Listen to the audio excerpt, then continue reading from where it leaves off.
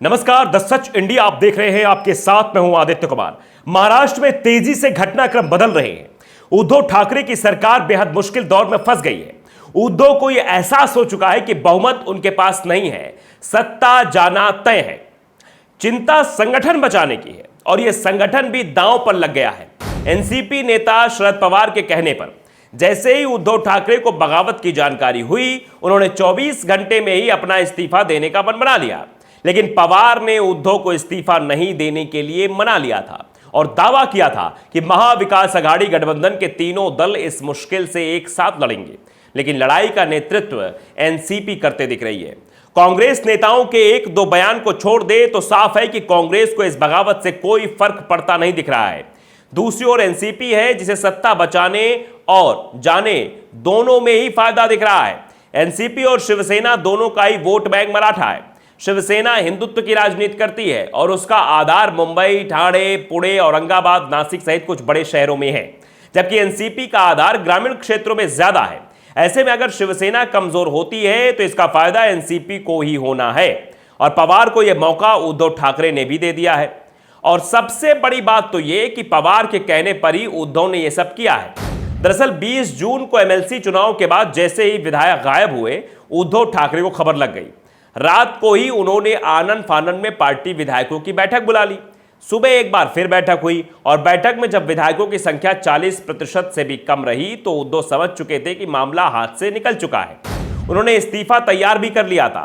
Plan तैयार था कि उद्धव ठाकरे भावनात्मक भाषण देते, बीजेपी की रणनीति का पर्दाफाश करते और इस्तीफे का ऐलान कर देते। लेकिन पवार ने फोन लगाकर उद्धव को यह करने से रोक दिया और अब महाराष्ट्र में यह मैसेज जा रहा है कि उद्धव सत्ता बचाने के लिए कुछ भी करने को तैयार है। उद्धव सिर्फ सीएम की कुर्सी बचाना चाहते हैं, जबकि सत्ता का पूरा रिमोट शरद पवार के हाथों में रहेगा। पिछले 10 दिन से महाराष्ट्र में जो चल रहा है उसमें पवार ही केंद्र में दिख रहे हैं। एनसीपी नेता ही खुलकर बोल रहे हैं। शिवसेना नेताओं के बयान तो स्थिति को खराब ही कर रहे हैं। सुप्रीम कोर्ट में सुनवाई के दौरान भी संजय राउत के बयानों को शिंदे गुट ने जोरदार तरीके से उठाया और मुंबई ना आने का इसे सबसे बड़ा कारण बताया। अनिल परब और आदित्य ठाकरे के बयान ही हालात को खराब ही कर रहे हैं। एक और उद्धव ठाकरे विधायकों से अपील कर रहे हैं कि वो वापस लौटे। घर की बात है, घर में बैठकर तय कर लेंगे। सत्ता क्या आनी जानी है, घर सलामत रहना चाहिए। तो दूसरी ओर संजय राउत धमकी दे रहे हैं कि गुवाहाटी से 100 ही आएंगे। अनिल परब कह रहे हैं कि एयरपोर्ट पे बागी नेता बाहर ही नहीं आ पाएंगे। दरअसल अब उद्धव को चिंता सत्ता की नहीं है, संगठन की है, क्योंकि सत्ता तो आनी जानी है। आज जिसके पास है कल उसके पास होगी। लेकिन संगठन पर जो कब्जा ठाकरे परिवार का चला आ रहा है अब वो खतरे में पड़ गया है, क्योंकि शिंदे गुट ने खुद को असली शिवसेना बताना शुरू कर दिया है। शिवसेना के 55 में से 40 से ज्यादा विधायक शिंदे के साथ दिख रहे हैं। दावा तो यहां तक हो रहा है कि शिवसेना के 18 में से 14 सांसद भी शिंदे के साथ हैं। ऐसे में मामला चुनाव आयोग तक जाएगा, यह तय हो गया है और चुनाव आयोग इस मामले में शिंदे गुट को ही असली शिवसेना मान सकता है या फिर शिवसेना का नाम और निशान दोनों ही जब्त कर सकता है। स्थिति कुछ भी बनती है उसमें उद्धव ठाकरे की ही हार होती दिख रही है, क्योंकि शिंदे गुट भी चाहता है कि उद्धव ठाकरे के हाथ से शिवसेना का नाम और निशान दोनों निकल जाए, क्योंकि चुनाव में शिंदे गुट को बीजेपी के संगठन का तो फायदा मिल जाएगा, लेकिन उद्धव के गुट के साथ कांग्रेस और एनसीपी चुनाव नहीं लड़ेगी, यह तय माना जा रहा है।